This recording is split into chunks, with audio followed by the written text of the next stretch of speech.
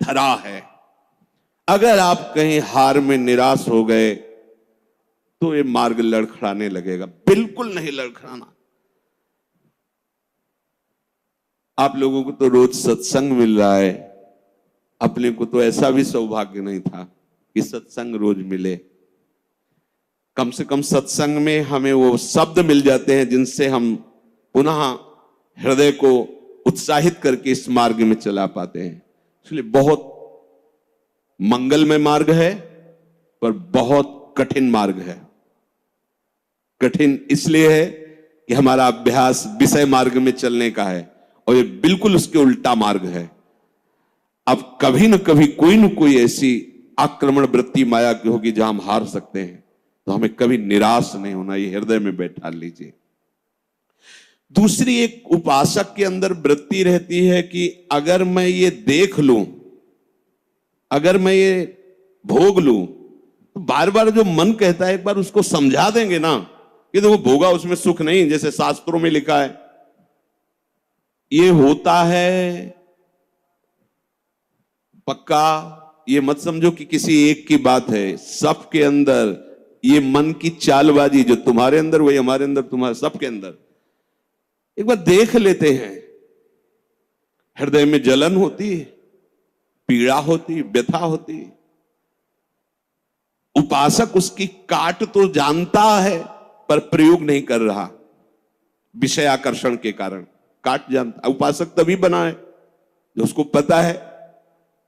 अगर उपासक है तो सत्संग सुना ही होगा, शास्त्र स्वाध्याय किया होगा, तो शास्त्र स्वाध्याय सत्संग इसी के लिए तो ज्ञान मिलता है, इन्हीं से लड़ने के लिए। पर उस समय विषय प्रीता होने के कारण वो उनका प्रयोग करना भूल जाता है। अब जो ये बात आई है इस पर समझना होगा। पहली बात तो हमने पूरी आपको बता दी कि कहीं हमको लड़खड़ाना नहीं, निराश नहीं होना। किसी भी परिस्थिति में निश्चित भगवत प्राप्ति होगी। चुप शांत, कहीं कोई इसमें तर्क की कोई गुंजाइश नहीं है। भागवत में लिखा हुआ, अगर मेरा भक्त है, अनन्य है, उसके हृदय में नाना प्रकार की विषय वासना है, तो मैं उसके हृदय में बैठकर उसको निर्विकार करता हूं।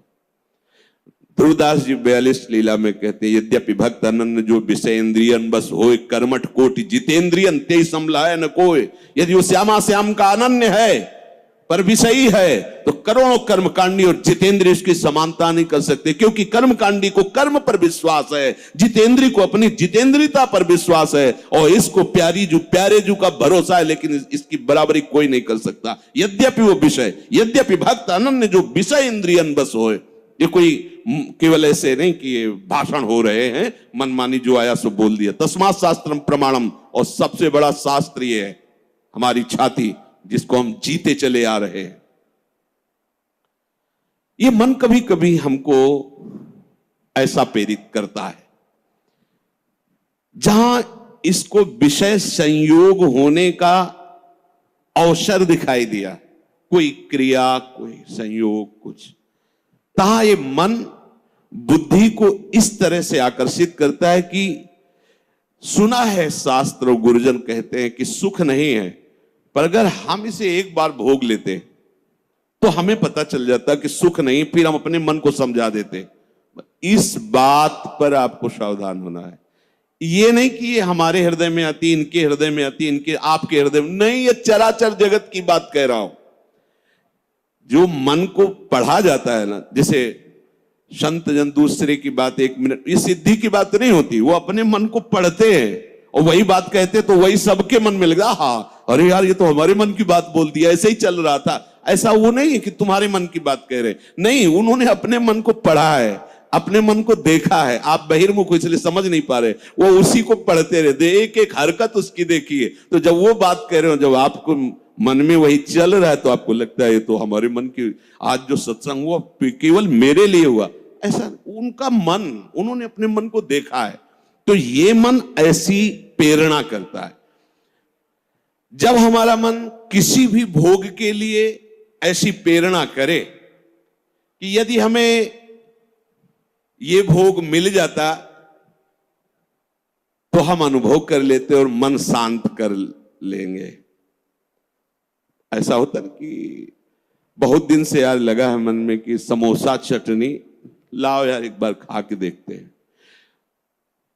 ये चीज देख लेते, चलाओ टीवी चलाओ, मोबाइल में सर्च करो, ये छू लेते हैं, ये भोग लेते हैं। यही हमारे फंसाने की चाल है। अच्छे से देखना, हम गिरते कहां हैं? जहां हम मन को सपोर्ट करते हैं। मन हमें कैसे दस्तखत करने के लिए राजी करता है? कुछ नहीं बिगड़ेगा, बस देखना है क्या होता है। सूंघने से, खाने से, देखने से, छूने से, शब्द स्पर्श रूप रस गंध, इन 5 भोगों को ही भोगने के लिए हमें विवश करता है। मन ऐसा प्रेरित करता है, ऐसा बोले अब शांत हो गया, भजन करते हैं। कई मिनट माला चलेगा, लेकिन अगला प्रोग्राम वो तय कर चुका है। सामने आपके जहां पेश किया, कांप जाओगे आपकी, ये क्या हो रहा है? हमने तो सोचा था केवल एक बार देख लेंगे, अब क्या हो रहा है? वो ऐसे दलदल में फंसा देता है कि अगर हरि का आश्रय नहीं है तो कभी नहीं निकल सकता, कभी नहीं निकल सकता। न जातु कामः कामनामुपभोगेन शाम्यति, हविषा कृष्ण वर्तमेव भूय एवाभिवर्धते। ये विषयों की लालसा भोगने से कभी भी शांत नहीं होती। ब्रह्म ऋषि महापुरुष इनके अनुभव की बात है। न जातु कामः कामनामुपभोगेन शाम्यति। समझ लो, मन को ठीक करने के लिए महापुरुषों के वचन ही शस्त्र हैं, वचन ही प्रमाण हैं। जब हमारा मन ये लालसा पैदा करता है, तभी हम उसमें तदात्म हो जाते हैं, क्योंकि हम सुख के लोभी हैं। वो हमें सुख दिखाता है, बस ऐसे, बस उसी समय विषयों की लालसा हमारे सामने प्रकट की गई, मन ने प्रस्तुत किया। ऐसा समझ लो कि जीव एक राजा है और बुद्धि उसकी रानी है और मन उसका मंत्री है। और इस मंत्री ने चतुरता पूर्वक पूरे राजमहल को अपने अंडर में कर रखा है। जैसा ये चाहता है वैसा दस्तखत दोनों से करवा लेता है। मन, हमारी बुद्धि एक एक वृत्तियों पर अधिकार कर चुका है। अगर बुद्धि निश्चय करती कि गलत है, बिल्कुल नहीं सुनता और दस्तखत करवा ही लेता है, समझना। और राजा इतना अधीन हो चुका है बुद्धि और मन के कि वो कुछ निर्णय करता ही नहीं है। जहां जैसे रानी ने इशारा किया तो मंत्री ने कागज रख दिया, उसने दस्तखत कर दिया, पढ़ा भी नहीं कि है क्या ये। अगर वो पढ़ ले और वो रानी और मंत्री की अधीनता को समझ जाए कि मैं इनके अधीन हो रहा हूं, तो आप समझो 1 सेकंड में पूरा सिस्टम ठीक हो जाएगा, क्योंकि वो सर्व सामर्थ्यशाली है। बस चूक यही हो रही, आज तक कभी उसने पढ़ा ही नहीं कि क्या पेश कर रहा है, बस दस्तखत कर दिया। उस राजा की क्या दुर्दशा होगी जिसकी रानी और मंत्री भी उसके खिलाफ ही खड़े हुए हैं और उसको लग रहा है सब अनुकूल है। उस राजा की क्या दुर्दशा होगी? क्या है वो राजा, किस बात का राजा है? वही दशा इसकी है। ईश्वर अंश जीव अविनाशी, चैतन्यमल आनंद सुख राशि। वो जीवात्मा बुद्धि की प्रियता में, मन की सलाह में फंसकर निकृष्ट भोगों में, कहां आनंद राशि, कहां चिदानंद घन स्वरूप और कहां मलिन प्राकृतिक भोग, हर में दस्तखत। सोच ही नहीं पा रहा है।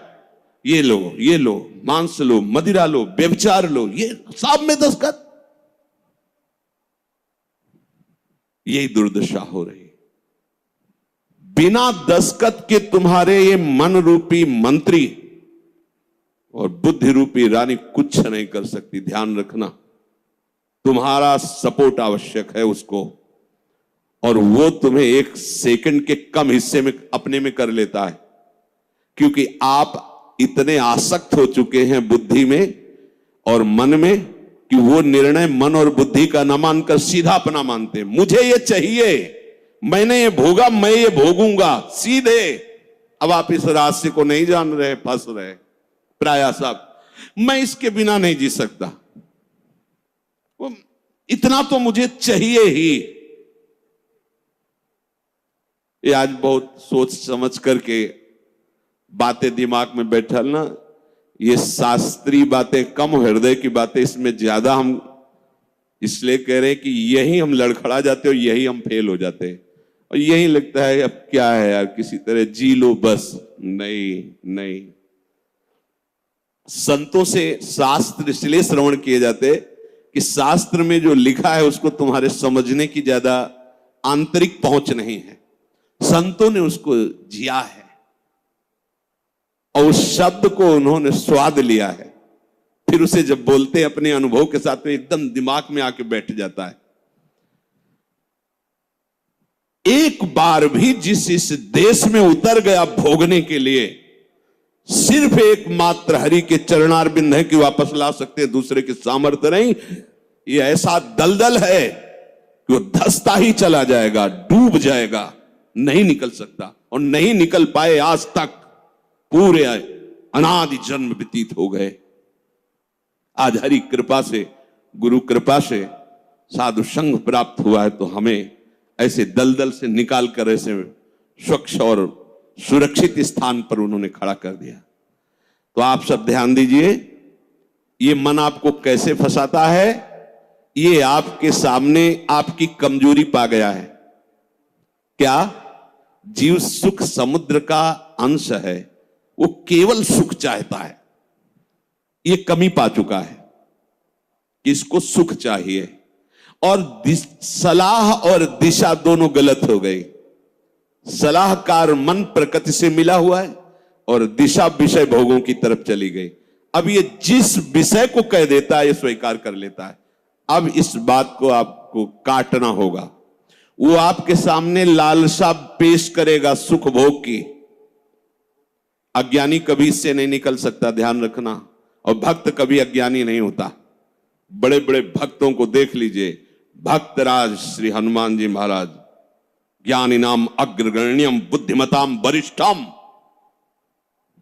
भक्तराज गरुड़ जी, जिन पर भगवान स्वयं आसन लगाते बैठते हैं, गरुड़ महाज्ञानी गुण राशि। अब भक्त को कोई कहे कि ये तो अज्ञानी, भक्त परम ज्ञानी होता है। दोनों पक्षों का ज्ञान होता है, प्रेम का भी और आत्मस्वरूप के बोध का भी। ज्ञानी एक पक्ष केवल आत्मस्वरूप का बोध और मुक्त हो गया, और भक्त मुक्त होते हुए भी मुक्ति को न स्वीकार करके आगे बढ़कर भगवत प्रेम राज्य में प्रवेश पाता है। न जातु कामः कामानामुपभोगेन साम्यति। ये बात बैठा लिए भाई। ये जो मन आपको पेश कर रहा है कि ये क्रिया हो जाती, ये भोग मिल जाता तो मुझे शांति मिल जाती और फिर मैं आराम से बैठ के भजन करता, सावधान रहना। ये दुश्मन आपको प्रलोभन में फंसा कर ऐसे दलदल में ले जा रहा है जहां केवल हरि बचा सकते हैं, दूसरा नहीं।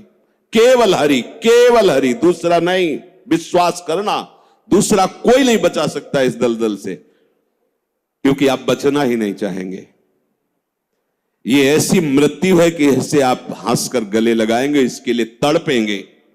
ये न भयावह नजर आएगी और न एक कटु नजर आएगी, पर ये जहर से भी ज्यादा कटु है और मृत्यु से भी ज्यादा भयावह है। ये भगवती माया का जो आकर्षण है, उस समय अगर कोई बचा सकता है तो केवल हरि, दूसरा नहीं।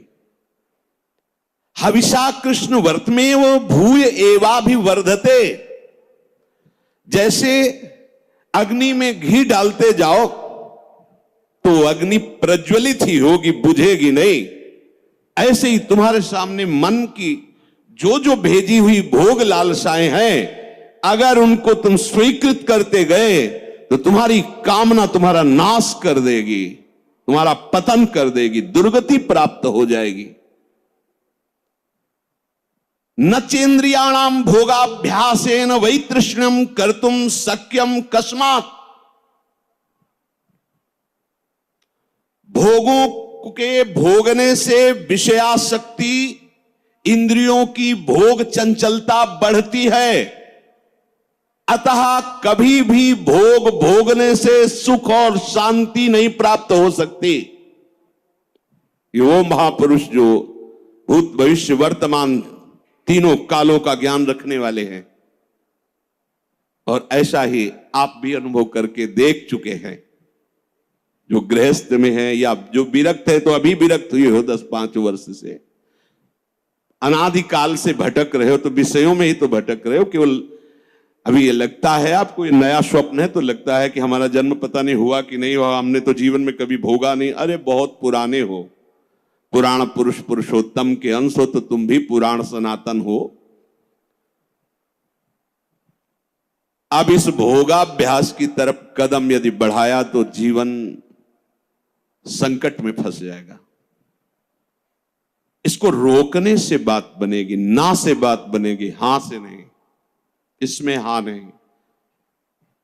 ये इतना जिद्दी स्वभाव का मन है कि लाखों बार तुम ना करोगे तो उसके ऊपर भी हां कराने की कोशिश करेगा वो। ये हारने वाला नहीं। अगर आप ना ही करते रहे तो आपके अधीन होकर मंगल मूर्ति हरि का स्वरूप हो जाएगा, ये भी ध्यान रखना। पर इसके ना के बाद जो इसकी व्यथा पैदा होती है, उसको सहना किसी महात्मा के बस की बात है, विषयी भोगी पुरुषों की नहीं। अगर उसे कोई, जब मन को ना कहा जाता है और फिर वो जो व्यथा पैदा करता है, उस व्यथा को जो सह जाता है, वही परम पद का अधिकारी होता है। यम ही न व्यथ्यन्ते पुरुषम पुरुषर्षभ सब दुखा सुखाधीरम स्वमृतत्वाय कल्पते। वो अमृत पद का अधिकारी हो जाता है। आप अमृत पद के अधिकार के लिए ही निकले, इसलिए सहना पड़ेगा। और वास्तविक सहना है ही नहीं, भ्रम है। अगर थोड़ा सा विवेक जागृत हो जाए तो हंसकर निकल जाओगे, कोई जलन नहीं, कोई परेशानी नहीं। ये केवल माना हुआ है। जो हम देख रहे हैं कि सामने वो सर्प है, वो है रस्सी। हम बड़े बड़े मंत्रवेत्ता बुला रहे हैं, बड़े बड़े अनुष्ठान कर रहे हैं, उससे क्या होगा? वहां कोई फर्क पड़ने वाला है? कदम नहीं बढ़ रहा, डर रहे। पर है क्या? रस्सी। एक कब जब पता चला तब एकदम भय खत्म हो गया। कुछ नहीं, मेरा गोविंद ही सब रूपों में लीला कर रहा है। जहां असलियत पता चला तो कोई क्लेश नहीं, कोई हंसी आएगी, अपने ऊपर हंसी आई। का फंसा था। जैसे ठूंठ को भूत मानकर भयभीत हो रहे, पर जब नजदीक गए तो हंसी आएगी। इसको भयभीत, ये तो लकड़ी का ठूंठ है। इसको न चेन्द्रियाणाम भोगाभ्यासेन वै तृष्णम कर्तुम शक्यम कस्मात्। कोई ऐसा नहीं कि भोग भोगते हुए अपनी इंद्रियों को, मन को शांत कर सके। त्यागात शांति। और हमारा मन हमको क्या सलाह देता है? भोगा शांति। भोग लो तो शांत हो जाओगे। अब थोड़ी देर के बाद फिर चैन से भजन। मूर्खता नहीं। तस्मात् शास्त्रम प्रमाणम। पर ये जो मन व्यथा पैदा करता है, ध्यान रखना, सह वही सकता है जिसका नाम चल रहा होगा। राधा राधा राधा। हम कई बार उपासक जो नजदीक होते हैं, किसी भी अचानक पूछते हैं, कहां हो? बोलो बोलो, कहां हो? जी कहां हो? क्या चल रहा है? मंत्र चल रहा है, नाम चल रहा है, वाणी जी चल। जी नहीं, तो क्या चल क्या रहा है? कहां हो? अब चलने लगा। ऐसे अब चल। हर समय ऐसे ही आपको टोकना है, देखना है। जिस समय आप नाम से रहित होंगे, उस समय दी हुई मन की व्यथा को तुम नहीं सह सकते। और नाम चल रहा है तो बीच में आ गया, उस व्यथा और आपके बीच में नाम चल रहा है पूरा का। जैसे बुलेट प्रूफ नहीं होता, गोली मारी तो छाती में लगते नजर आई, पर वो अंदर प्रवेश नहीं कर पाए। वो जैकेट पहने बुलेट प्रूफ। ये बुलेट प्रूफ है। कोई भी विषय आक्रमण जब नाम चल रहा है तो आपको परास्त नहीं कर पाएगा। देख लेना, आप उसी समय हार रहे होंगे जिस समय नाम नहीं होगा। पकड़ लेना। अगर राधा राधा राधा राधा, सब ठीक हो। विषय भोगने की लालसा मन तुम्हें देगा, तुम अस्वीकार करो। क्योंकि भोगने से जैसे अग्नि में घी डालने से अग्नि और प्रज्वलित होती है, ऐसे इंद्रियां और बलवान होकर भोगों की तरफ तुम्हें घसीटेंगी। तुम्हें शांति प्राप्त नहीं हो सकती। अकस्मात किसको हुई है आज तक?